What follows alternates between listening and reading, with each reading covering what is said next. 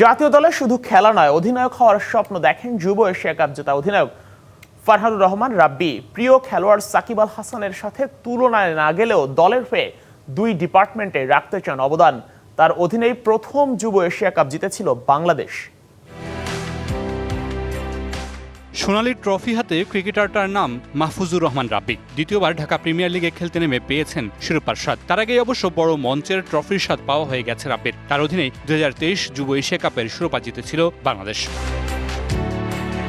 6 বছর বয়স থেকেই ব্যাট বলের সাথে সখ্যতা। বাবার অনুপস্থিতিতে বড় দুই ভাই রাব্বিকে ক্রিকেটে মনোযোগী হতে সাহায্য করেন। সেই রাব্বি বয়সভিত্তিকেই বাংলাদেশকে শিরোপা এনে দিয়েছেন। এবার অপেক্ষা জাতীয় দলের জার্সি গায়ে চাপানোর। শুধু জাতীয় দলের হয়ে খেলা নয়, দলকে নেতৃত্ব দেওয়ার স্বপ্ন দেখেন রাব্বি। সবারই একটা গোল থাকে যে ন্যাশনাল টিমে খেলবে, ন্যাশনাল টিমকে অনেকদিন সাপোর্ট দিবে।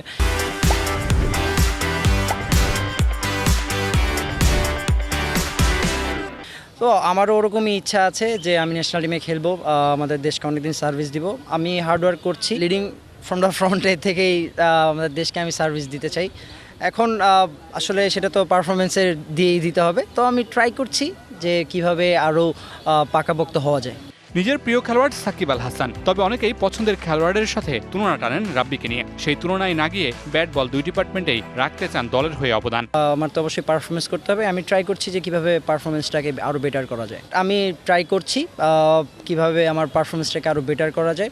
ইনশাল্লাহ যখন আমার পারফেক্ট সময় হবে ইনশাল্লাহ আমি পেয়ে যাব।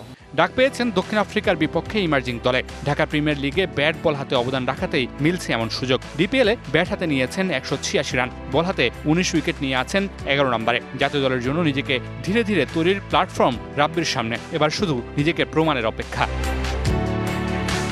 Mamunur Rashid, DBC news, Dhaka.